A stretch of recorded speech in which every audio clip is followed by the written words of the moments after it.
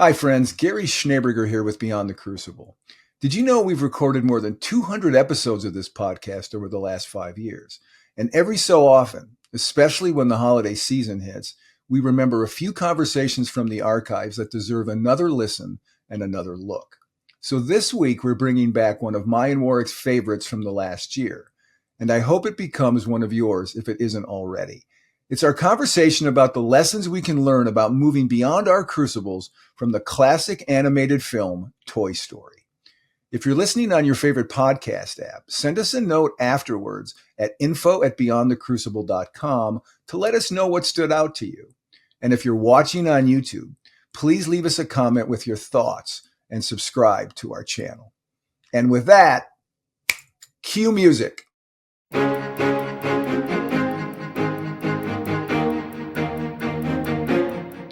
Welcome, friends, to Beyond the Crucible, the podcast that dares to talk about setback and failure, but not so we can commiserate. It is so we can elevate. I'm Gary Schneeberger, the co-host of the show, and our mission today is to offer you the hope that your crucible experiences, those tragedies and challenges that you faced or might be facing right now, don't define you. They refine you. They did not happen to you. They happened for you. And I don't know many people, heck, I'm going to say it, I don't know anyone who knows that better than the founder of Beyond the Crucible, the host of this show, and my friend Warwick Fairfax. Warwick, we've arrived at a very special episode here. This is the final episode of our summer series. So we've had a great discussion, sort of preparing for it. And I'm looking forward to the conversation we had. I think we'll give folks some stuff that they can learn from. Absolutely, Gary. This should be a very fun discussion and I think an informative discussion too. Indeed. So folks, to level set us again, this is the 9th episode of our summer series, which we have called Classic Films, Classic Crucible Lessons. And the idea for this was not birthed, but can be traced back to 2 years ago. We did a series on heroes, on movie heroes, on sports heroes, on superheroes, on historical heroes, on all varieties of heroes. And we had such a good time doing that series. It was fun, but it was also informative that we wanted to revisit films again because, Warwick will tell you why we revisited films again in just a minute. But we chose this time to focus on a different perspective on film, and that is the American Film Institute's list of the top 100 films in the U.S. ever made in the United States. And this week, we are going to wrap up the series, part 9, with the 99th film on AFI's list, and that film is Toy Story.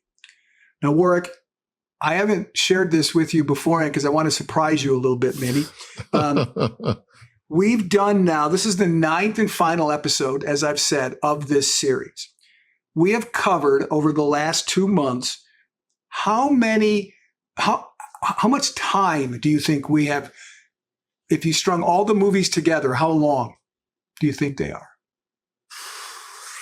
Out of all these movies, I don't know, like 25 hours. I don't know. You're so close.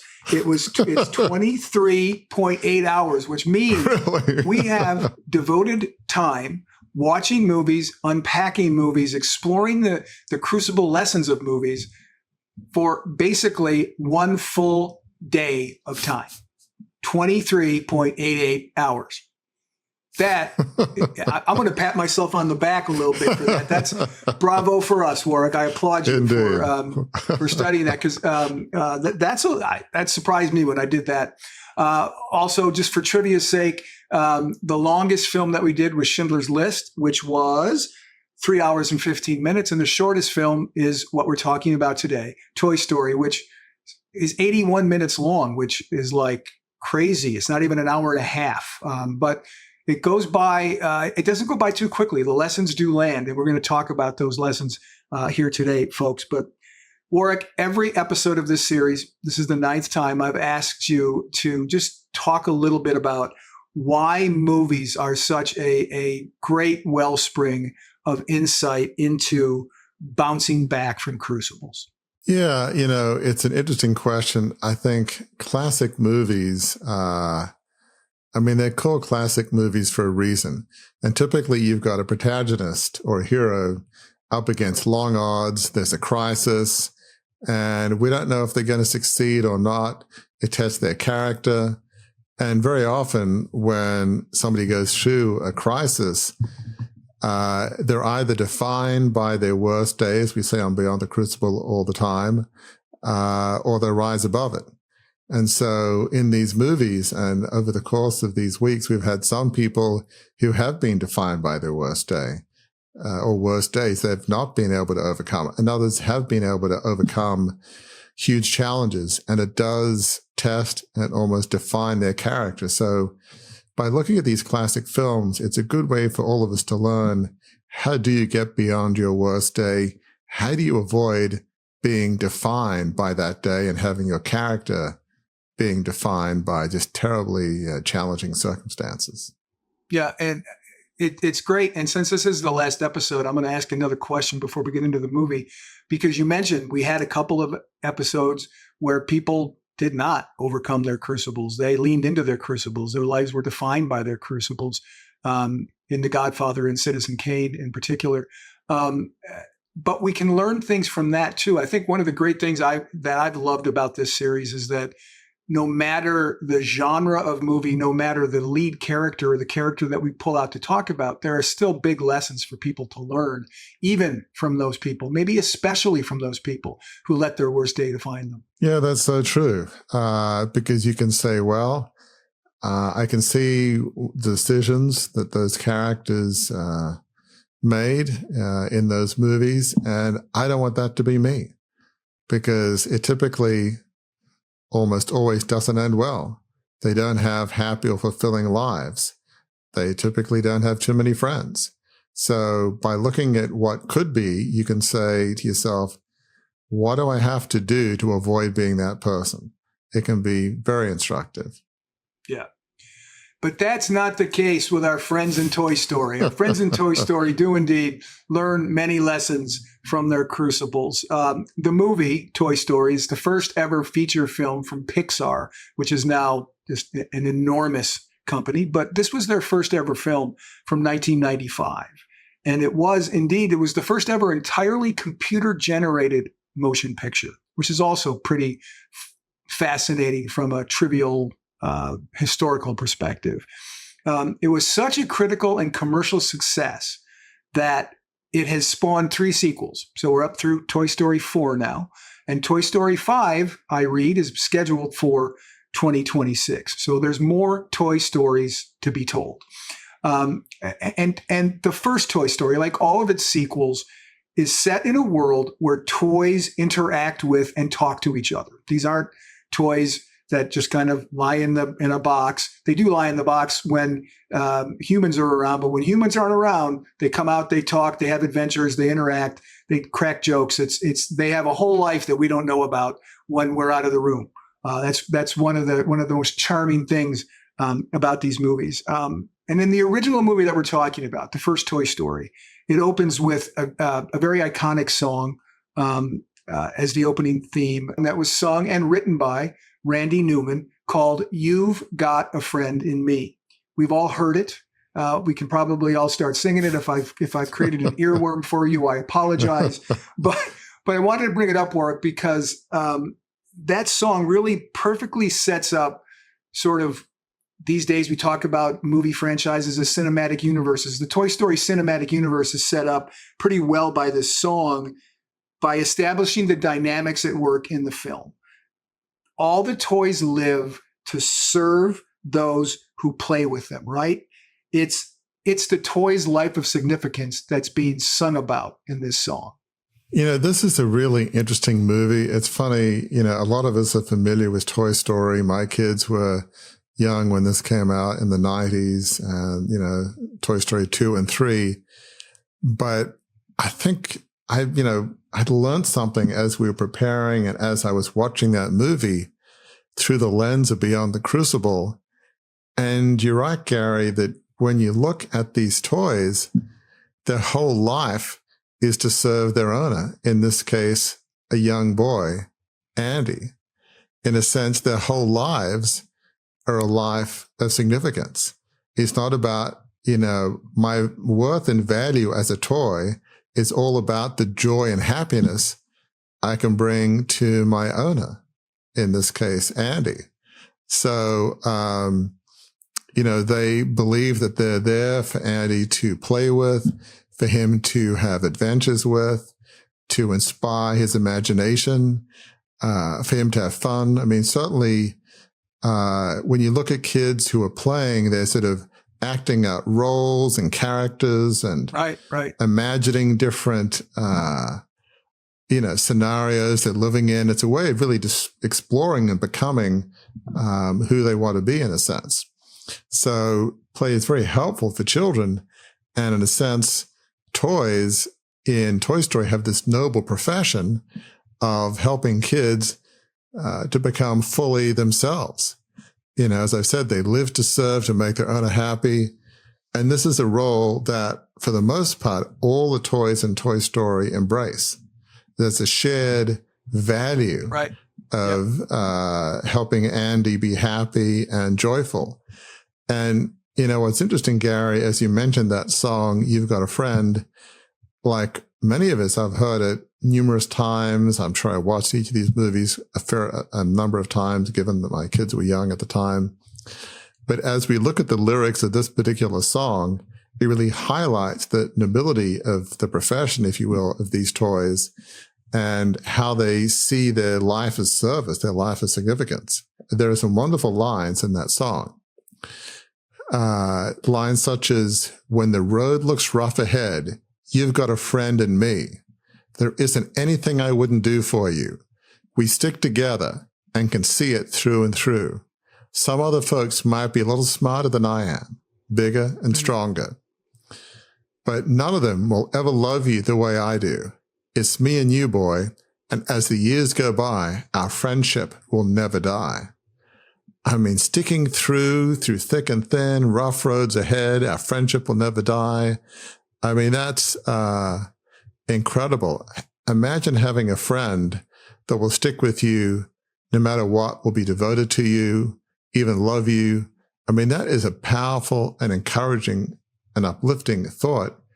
And that's what these toys see as their mission. It's pretty awe-inspiring. I mean, what a mission that these toys feel that they have and do have.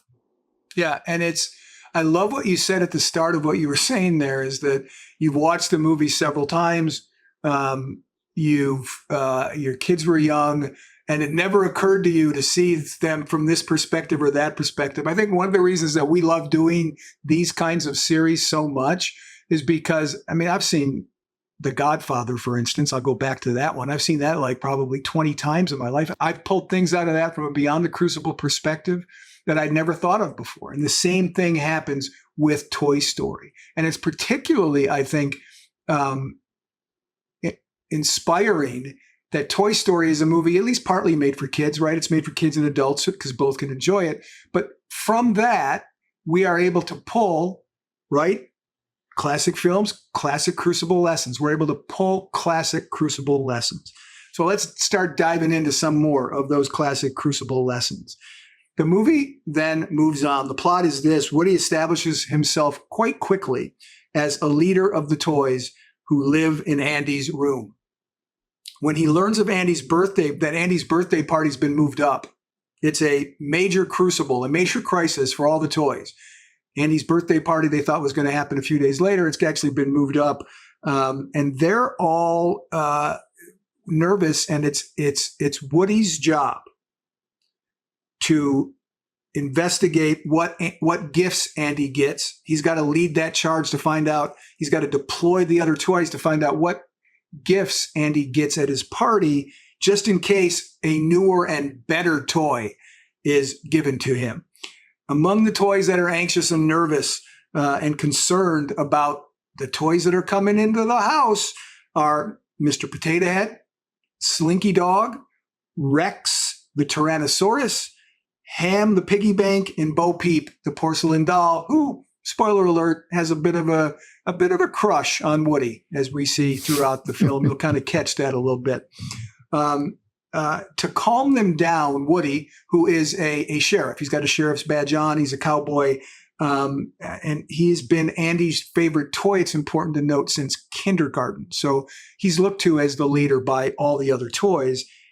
He sends a toy soldier, sergeant, and his green army men to spy on the birthday party with a baby monitor. Here's a key point in that scene that plays out. Woody tries to calm his fellow toys and himself that they will have nothing to worry about. It's all going to be fine.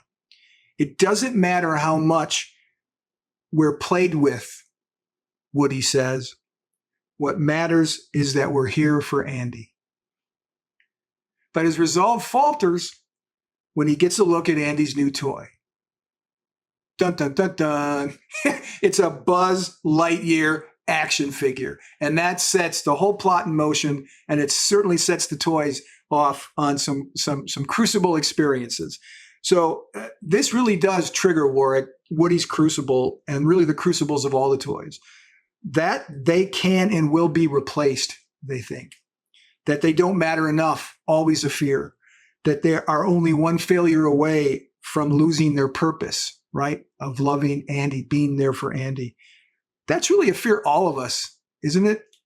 All of us can find ourselves worried about. Absolutely, Gary. I mean, it's interesting in this Toy Story world is that they live to serve and, make Andy happy and joyful. But celebrations and birthdays, they're a time for anxiety. Yeah, because you never know if some better toy might come along. So Woody talks a good game. He leads the meeting and saying it doesn't matter how much we're played with. We're here to serve Andy. But as we're going to see, those are noble ideals. Woody is going to find it hard to live up to his own ideals. And that's a dilemma that many of us face. We can talk a good game. This is what we believe. But ultimately, how good are we at living what we believe? So Woody says, doesn't matter how much we're played with. We're here to serve Andy. It's a great sentiment. But Woody is going to find that. It's all going to be fine. Right? Nothing to see here. It's all going to be fine. Exactly. Yep. Woody's going to find that challenging.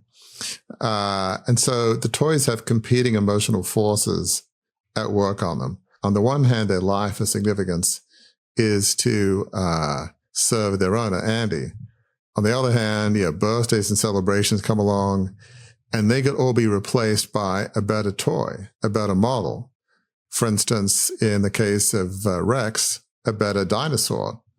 You can clearly see the paranoia as his sergeant and his Green Army men, they're all kind of hiding behind a pot plant. They're relaying blow by blow through the baby monitor. They all feel like they've dodged a bullet as each present is open. It's like, it's a fine present, but it's nothing to cause. Exactly. Yeah. Exactly. We're good, Yeah. Right. But then something happens. And so Andy's mom pulls out a present from the closet that was hidden and says, here you go, Andy. And it turns out it's a Buzz Lightyear, a very cool toy with lots of buttons and lights and sounds, just the kind of thing to intrigue and mesmerize a young boy. And so, as we'll see, this hits Woody particularly hard, and he has a very hard time dealing with Buzz. Woody has always been Andy's favorite toy. What will happen now? Will Woody continue to be Andy's favorite toy? At this point, we don't know, but it's very clear Woody is awfully anxious, maybe the most anxious in the group. Right. His being number one, will he continue to be number one? So, yeah, you can see the anxiety grow moment by moment after they announce it's Buzz Lightyear. Right. Yeah. And I have to correct you on one point. You said Buzz Lightyear's the kind of toy that any young boy would love. I'm not a young boy. I have one in my office. So I do indeed love Buzz Lightyear. Just to set the record straight. So Buzz, we come to find out, believes he really is an actual space ranger, right? He believes he's not a toy. He is an actual space ranger and does not know that he's just meant to be played with.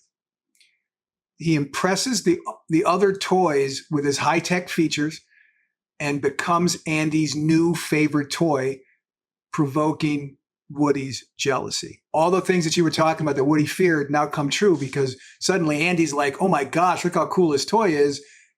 Woody is relegated off the bed and Buzz now gets the prime spot on Andy's bed.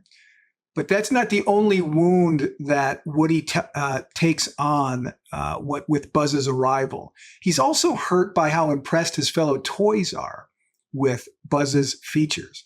He's losing his respect of his friends, he feels, who up until now have looked to him as, the big toy on campus, right? The big guy, the big, leader of the group. 2 days before the family is set to move, Andy's family is moving to a new house. 2 days before that happens, the family plans a dinner at Pizza Planet.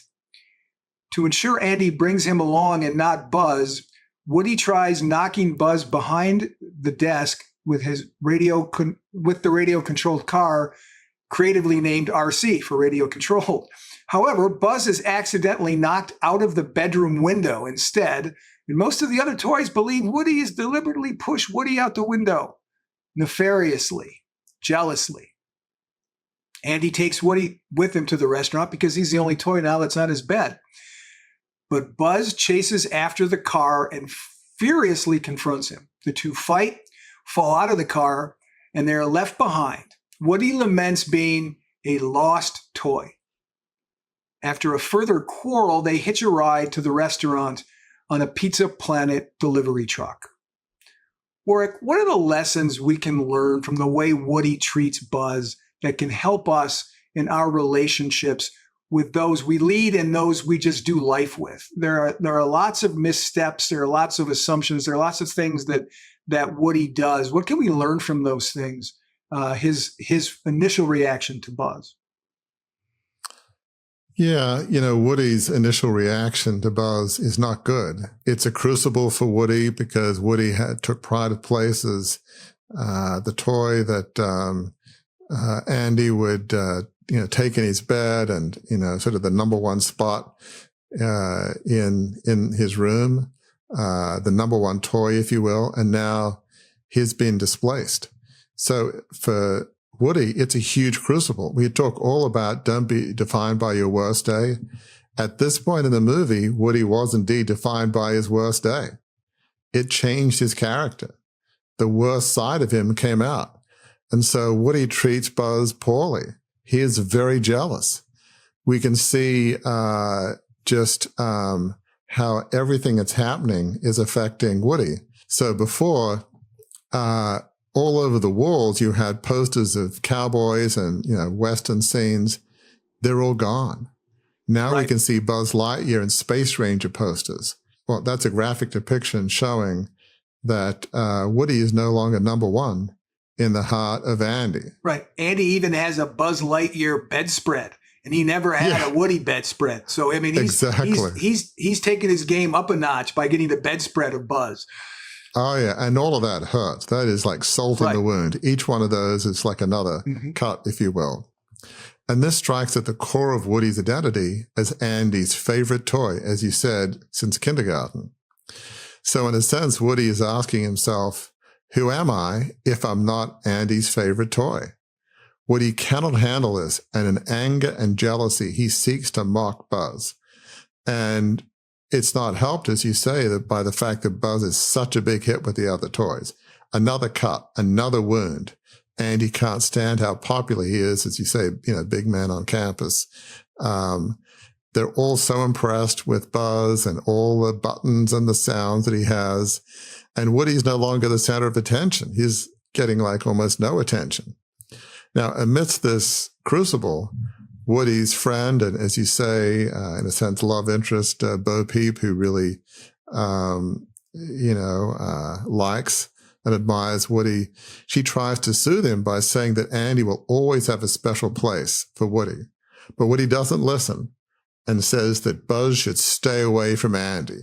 And he continues to mock Buzz, who thinks he's a real space ranger. And Andy's like, oh, come on, you're not a space ranger, you're a toy. And he just mocks him and derides him and belittles him. So I think there's some powerful lessons that we can all learn as we look at Woody's angst and how he handles so poorly the situation with a new toy that has come into Andy's room. Having our identity wrapped up in our position or what others think of us can be very dangerous.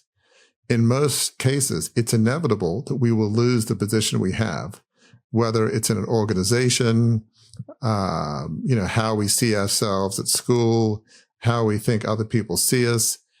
Those positions tend not to last forever. So if we have our identity wrapped up in our status or position or what other people think of us, it can well lead to anger, even rage. And it's almost inevitable when you're filled with those negative emotions, you will want to take it out on other people. Right. One of the worst parts of human nature is when we feel marginalized, when we feel bad about ourselves. We have this terrible notion that if we put other people down, if we mock them and deride them, even hurt them, somehow it makes us feel better about ourselves. It's one of the worst elements of human nature that can happen when your identity is wrapped up in what others think of you or in your position. In Woody's case, and it can be true more generally, rather than being the best versions of ourselves, we can become the worst versions of ourselves, something that we do not want to have happen. Who wants to be the worst version of themselves? Who wants people to say, gosh, he or she had such promise. There was a time when they just seemed to be really nice, but now they're just awful people to be around. I just want to flee them. They're toxic, really, in so many ways. Nobody wants to be that person. Yeah, and that's the way that the other toys eventually get, right, with Woody. And it seems silly, right, for me to say that sentence. That's the way that the other toys get with Woody. But what Warwick just said is this movie has excellent lessons for all of us, because we're all one step away, one decision away, one feeling hurt away from landing in that same place that, again, Woody it may sound silly to say it, but it's not. We're all one decision, one setback, one failure away from feeling that way. And we can learn a lot on how not to respond, and then we'll eventually learn how to respond as we go through more of what goes on. So we'll move on now. At Pizza Planet, Buzz, who's still having some troubles identifying himself and acting as a toy, he mistakes a claw crane. Those crane toys in places like Pizza Planet that drop down and pull toys out of a machine. They never actually do it. They just take your quarters or your dollars and they pretend to do it, and it never happens. I don't think I've won anything in those. Not that I'm bitter.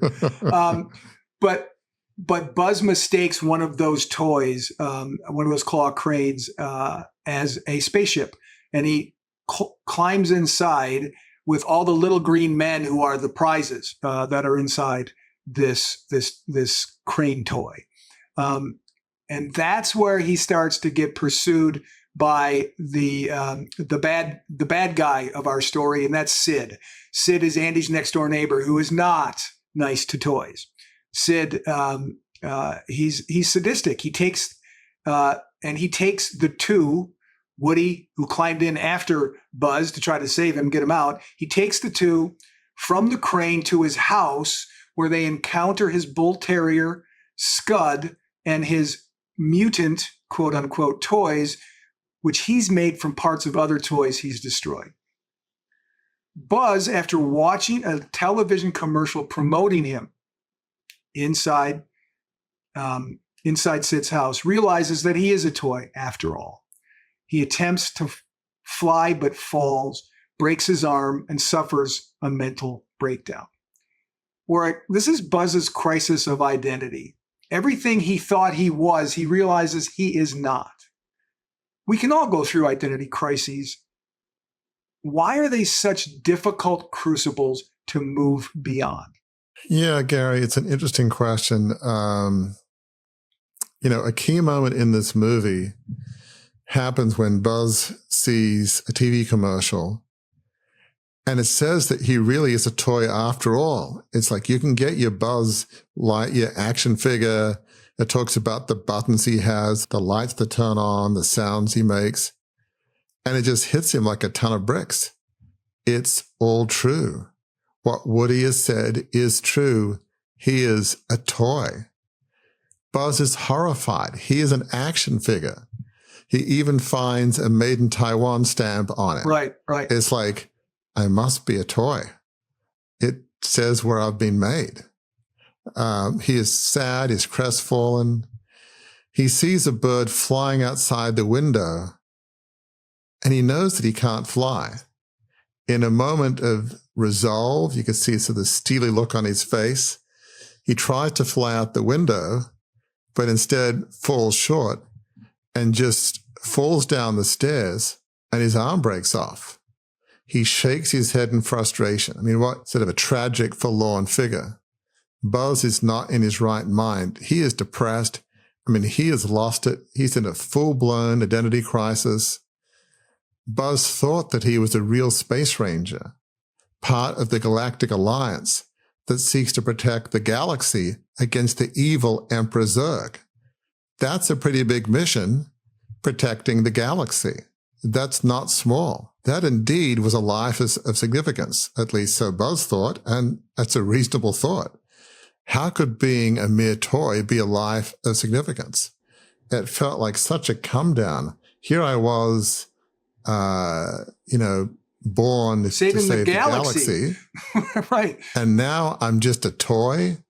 He went comatose with depression and sadness. For the rest of us, a life of significance should not be bound up with the level that we perceive of our mission and vision. It's so easy to think of, hey, my friend or somebody I've seen on TV, they're doing so much more than I am to save the planet, make it sustainable, to help those in need. And what I'm doing in my neighborhood, it's a pinprick compared to what folks that I've read about, folks that I've seen online. But really, that's not the point. It's not a competition to see who can have the best life of significance. We talk all the time to say it's not a competition to see who's had the worst day. Your worst day is your worst day. I think we can also say that about a life of significance. It's not a competition to see who can have the best life of significance. Your best day is your best day, in a sense. Your higher purpose, your decision to serve others, that's every bit as important as the next person. You don't measure yourself against other people. If that's your purpose and your mission to help others, your life of significance, nobody should judge you for that. And so there are important lessons here. Don't compare your life of significance against others. Don't think that your life of significance is any less important or less significant than other people's. Yeah. And what follows all of those revelations is a very key point in the narrative arc of the film. Buzz's crucible paves the way for a true friendship to develop between him and Woody. Even though they're very different, what he's struggling with is feeling like he's lost his purpose. What Buzz is struggling with is whatever he thought he was, his identity is now in doubt. He's not everything that he thought he was. The shared pain of that makes them allies. And there's a key scene in the film. Let's watch that now so we can see how it plays out, and then I'll ask you a few questions about it. Psst. Psst. Hey, Buzz!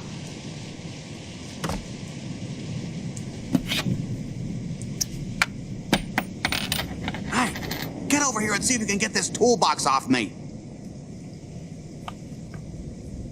Oh, come on, Buzz, I can't do this without you. I need your help. I can't help. I can't help anyone. Well, sure you can, Buzz. You can get me out of here, and then I'll get that rocket off you, and we'll make a break for Andy's house. Andy's house, Sid's house. What's the difference?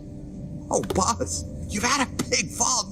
You must not be thinking clearly. No, Woody. For the first time, I am thinking clearly. You were right all along. I'm not a space ranger. I'm just a toy, a stupid, little, insignificant toy. Whoa, hey, wait a minute. Being a toy is a lot better than being a space ranger. Yeah, right. No, it is. Look, over in that house is a kid who thinks you are the greatest, and it's not because you're a space ranger, pal. It's because you're a toy. You are his toy. But why would Andy want me? Why would Andy want you? Look at you. You're a Buzz Lightyear. Any other toy would give up his moving parts just to be you. You've got wings. You glow in the dark. You talk. Your helmet does that whoosh thing. You are a cool toy. As a matter of fact, you're too cool. I mean, what chance does a toy like me have against a Buzz Lightyear action figure? All I can do is... There's a snake in my boots. Why would Andy ever want to play with me when he's got you?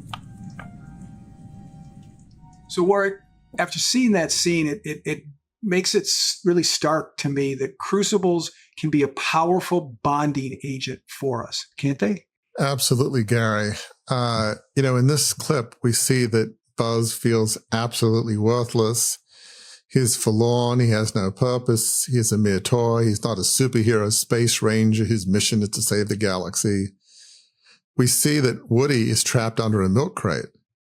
And Woody realizes they need to escape the clutches of Sid before he tortures him, because that's what Sid does. He's not a good little boy, so to speak. He definitely has some anger issues and mutilates toys, and he's got some things going on, put it that way, and they're not good. So they have every reason to fear what Sid is going to do to them. But Buzz is almost comatose. He can't think of anything other than how bad he feels about himself and about his life. He just sits there just staring into space, if you will. Pun not intended, but, Yeah, he's like one of those people where you say, sometimes crucibles hit so hard, you feel like just crawling into bed and pulling the covers up over your head. That's exactly where Buzz is at here. Absolutely. He's just staring into nothing, really. Yeah. And that's where there is a change in Woody's mood and a change in his character. So up until this point, Woody hasn't been his best self. He's been closer to his worst self.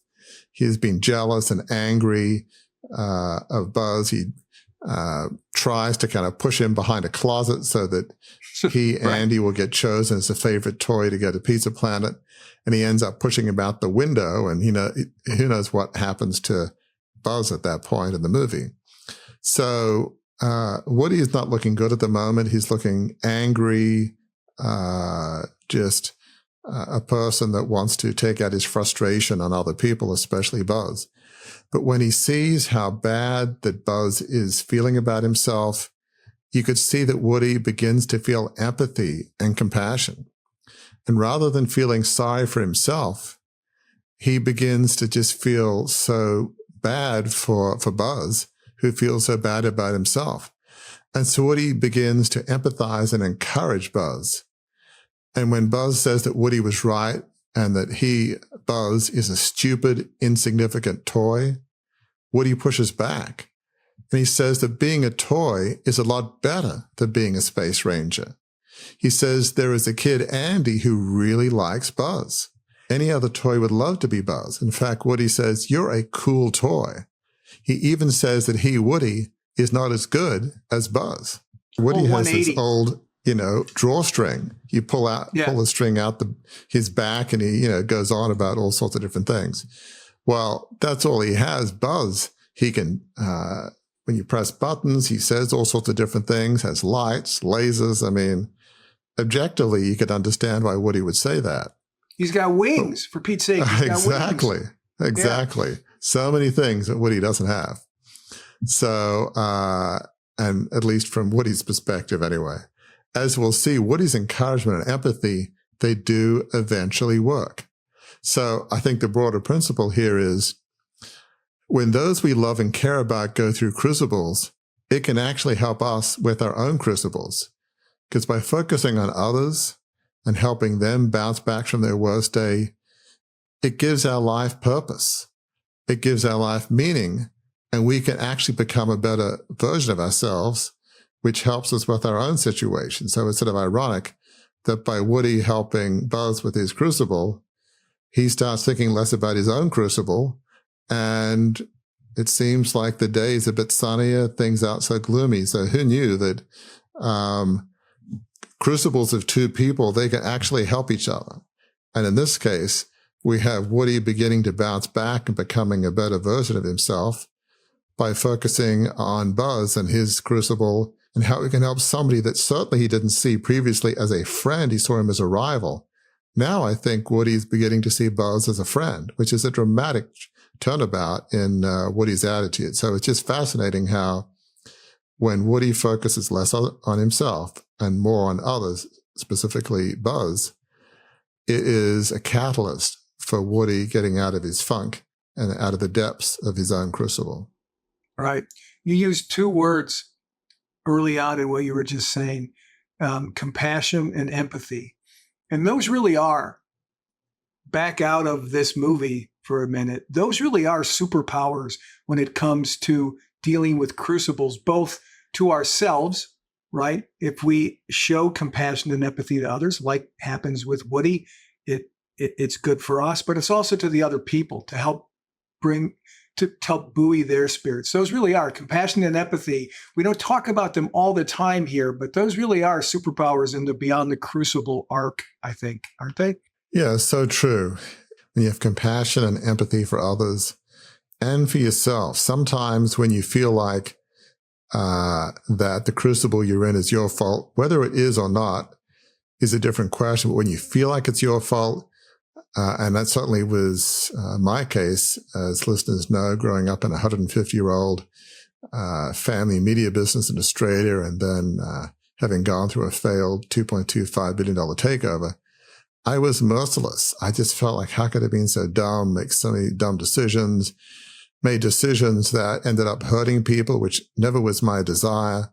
So I think in the times in which we feel low, it's important to have empathy and compassion for each other and for ourselves. It doesn't mean you don't learn the lessons from your crucible and take account of that, but having empathy and compassion for ourselves and others, it's really an important part of the process of getting beyond your worst day, getting beyond your crucible. Right. And spotlighted here in Toy Story. Next up in the film, Sid's toys fix Buzz. Sid tapes Buzz to a rocket then because Sid's a bad little boy, as you pointed out, planning to blow him up the following day. Overnight, Woody helps Buzz realize that his purpose is to make Andy happy, restoring Buzz's resolve. Sid takes Buzz out to blow him up, but Woody rallies the mutant toys to break the rules and frighten Sid into never harming toys again. Basically, break the rules means they start talking to Sid and doing all kinds of stuff like that. That's what breaking the rules is. Funny part in the film for sure. But the key point here, I think, Warwick, is the mutant toys are nothing like Woody and Buzz. And yet Woody and Buzz could not have moved beyond their crucibles without them. That's a powerful truth, I think, isn't it? About our fellow travelers. Our fellow travelers, Warwick, don't need to be like us. They just need to offer complementary skills and passions to us, right? Absolutely. You know, initially when Woody and Buzz see Sid's toys, they're afraid. They're scared. Yep. Because Sid, being the challenged young boy that he is with lots of issues, you know. Well said. Well said.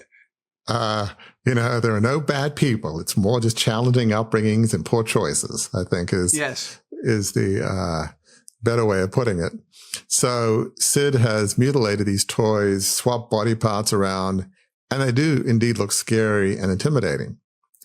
But Woody comes to realize that they're not bad toys. Woody enlists Sid's toys in a plan to help both free Woody and Buzz and to give Sid's toys their own freedom in a sense, and certainly a better life. And so now he hatches this plan in which Sid sees the toys, they can all talk, and he is scared. I mean, he is scared witless. And Woody gets in Sid's face in a sinister way, almost sneers at him and says to Sid, "So play nice."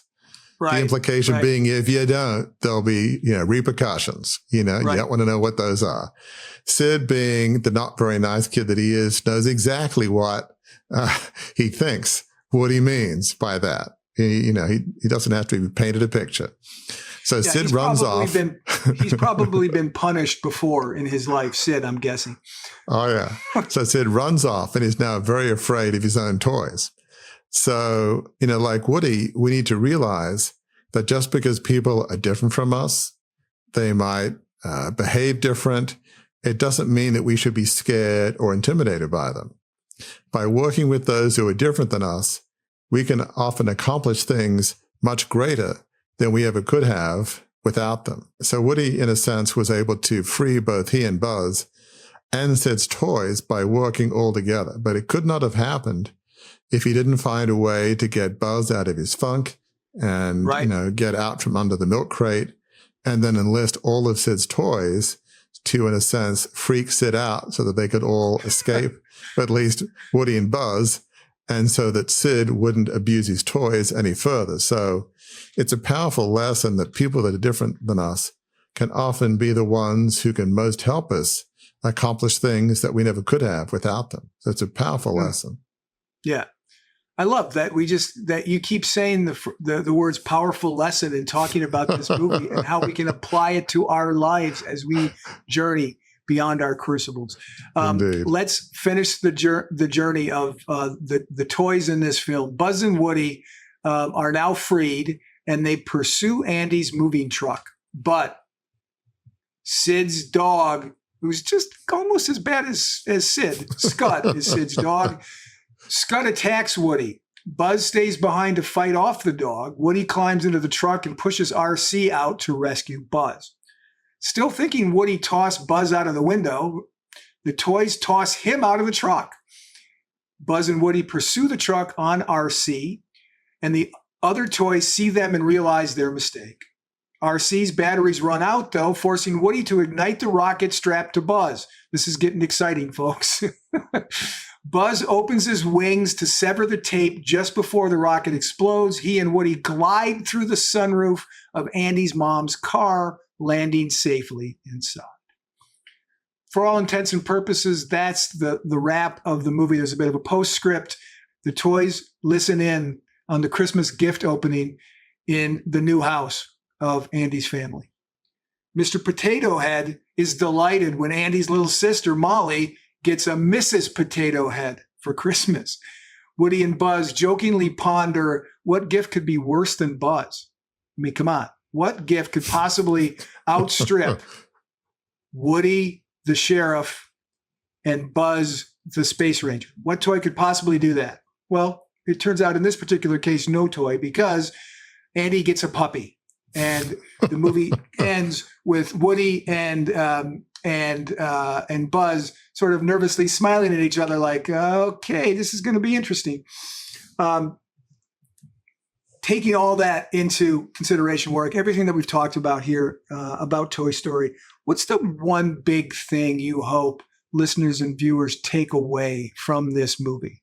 When new people come into our lives at work or at home, it's easy to feel threatened. And we can feel less than, especially if we think they're better, quicker, faster, smarter than we are. And frankly, because there's a lot of smart, quick, and fast people in the world, it's somewhat likely that we will run into people that are better than us. And what's worse is we might think we have a superpower, whether it's good at math, good at writing, good at athletics. There's nothing worse than somebody coming into your life that's 2 or 3 times better than we are in our chosen superpower. That feels particularly horrendous and terrible. Right. I hung my hat on this superpower and then at some point in our lives, we're all going to be Woody faced with Buzz, right? I mean, that's truth. Absolutely. Yeah. We're all going to have a Buzz that comes into our lives, a bit like a buzzsaw, I guess. Indeed. It's going to come screaming into our lives from infinity and beyond, right? It'll come into our lives. So we can feel less than, we can feel this new person's better than us, and it can significantly affect our identity and sense of self. And that's exactly what happened in different ways to Woody and Buzz. Woody felt he wasn't as cool a toy as Buzz and was jealous of Buzz being Andy's favorite toy. At least that was certainly Woody's perception. And then you've got Buzz, who learned once he was a toy and not a space ranger, that he had his own crisis of identity. Who am I if I'm not here to save the galaxy against the evil Emperor Zurg? I'm a toy? Come on, that feels so much less than. That feels like I'm a non-entity. My life's significance is nothing. I'm a zero. I mean, he just felt terrible about himself. So we cannot see our identity in our position or what others think of us, or even how important a life of significance we feel we're having compared to the other person who we might perceive that their life significance is greater than ours. We should never compare our life as significance. If we feel it's our calling, our purpose, our way to serve others, that's enough. That's all that matters. We don't have to compare how many people we've helped versus somebody else. There'll always be somebody else that we might perceive has helped more people and done more good. It's like, did we discover, penicillin? Did we help create clean drinking water in Africa? I mean, for most of us, the answer will be, well, no, we didn't accomplish something that we think is at such a high level, but that's not the issue. Just as I said before, our worst day is our worst day. Our life of significance is our life of significance. It's not a comparison game. So, when we decouple our identity from our position and what others think of us, it allows us to see new team members as allies and potential friends. And when we stop comparing our life of significance to others, that also makes it far easier for us to bond with others and indeed respect them. So, in fact, when we see others not as threats because they might have achieved more in their lives or have perceived a higher level of life of significance, which I've just said is an erroneous way of thinking, when we see them more as people that can help us and we can help them, it allows us to achieve our own life of purpose and significance in ways that we couldn't have achieved otherwise. Again, it's not a comparison game, but by seeing others as potential allies, it enables us to achieve things we never could have, because part of the beauty about differences in different skills, different perspectives, different heritages, and different backgrounds, there'll be things that we can learn from other people's skills that they have that we don't have, that can help us be our best selves and achieve things that we never could have otherwise. Yeah. I had not thought about this. I kid you not. I'm not making this up. I'd not thought about this until we're wrapping up our 9th episode in our series on films with crucible moments in them and crucible lessons in them. And you're talking about something very important. We can't compare lives of significance. I often, when we're writing about this, I will abbreviate life of significance like that, LOS, right? If you do that, if you compare lives of significance, folks, you do that, you lose. So well said. That is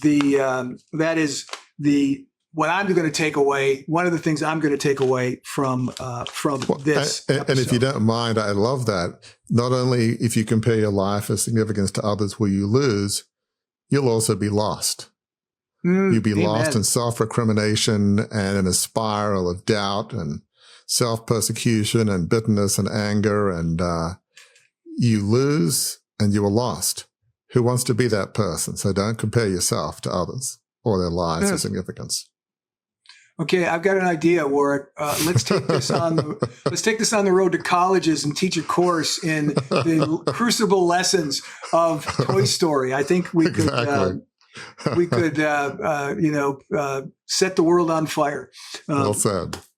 So what we always do at the end of these episodes, folks, and this is the last time we'll do it on the end of the episode on our Crucible Movies, Crucible Lessons series, is questions, points of reflection. What that we talked about here can you reflect on? And we've landed here where we think this is a good place of reflection for you. And that's ask yourself this question: how are your fellow travelers different from you in terms of experience, personality, perspective, etc.? And then how can you see these fellow travelers as people who can help you rather than as a threat to your identity? Because that's the key that was learned in this film, and that's a key that we all need to learn. Warwick, I'm sad. I'm sad that we've come to the final moments. The closing credits are rolling on our summer series. I have not asked you this in advance, but we've got a couple minutes left. Is there anything that stands out for you? Anything you want to, just say as we wrap up this last episode? It's been quite the journey going through these movies, from The Godfather to Citizen Kane and Singing in the Rain, It's a Wonderful Life. I won't go through them all, but, then Toy Story. I mean, so many fabulous movies, Schindler's List, To Kill a Mockingbird, so many great movies. And I've learned so much about how each of these characters handled their crises. In some cases, like in those early movies, Citizen Kane and The Godfather, they were indeed defined by their crucible. But in the others, they began to see their own worth. When we look at It's a Wonderful Life and George Bailey, he thought to himself, I just live in this small town and I kind of inherited this building, savings and loan. There's a huge world out there to see and I could be this big business owner and entrepreneur. But he comes to realize he has a huge impact on the town of Bedford Falls and caring for them and providing housing through affordable mortgages and all of the work that he does. So many examples of where people realized, I'm not less than Woody in this latest movie. Okay, maybe there's another toy that has more bells and whistles than he does, but it's not about who's Andy's favorite toy. Each in their own different ways, and especially together, can have great lives of significance, can help each other, can help Andy. So I think I've learned so much in this series that, when we go through crucibles, we go through our worst day, it doesn't have to define us. We can find our own journey back by allowing people to help us. It's not about comparing crucibles. It's not about comparing lives of significance. We need to find our own unique path because that leads to joy, that leads to fulfillment, that leads to a lasting legacy, a lasting life of significance. So I think there's so much to learn from these movies about what a life well led, a life well lived looks like, and what a legacy that you can be proud of and others can be proud of looks like. And so much of it is just avoiding comparison. Avoid comparison with others, be it crucibles or lives of significance. Be happy in your own skin. Be happy in how you're wired, the beliefs and values that anchor you, how you live that out. Just be content with who you are. It's your journey. It's your path. Don't try to follow other people's paths and tracks. Just be content with who you are and your journey and your life of significance that you feel called to. That's really a key to a joyful and fulfilling life. Folks, I've been in the communications business long enough to know when the final word's been spoken, not just on a subject, but on a series. And Warwick has just spoken it. Warwick, before we go, going back to the start of this episode, I want to say you've got a friend in me. Don't ever forget that. And we will be back, even though we're done with this series, folks. We'll be back next week with another episode, talking to someone just like you who's gone from trials to triumphs. See you then.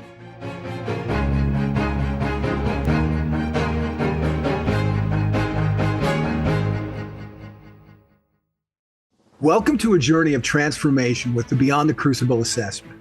Unlike any other, this tool is designed to guide you from adversity to achievement. As you answer a few insightful questions, you won't just find a label like the helper or the individualist. Instead, you'll uncover your unique position in the journey of resilience. This assessment reveals where you stand today, the direction you should aim for, and crucially, the steps to get there. It's more than an assessment. It's a roadmap to a life of significance. Ready? Visit beyondthecrucible.com. Take the free assessment and start charting your course to a life of significance today.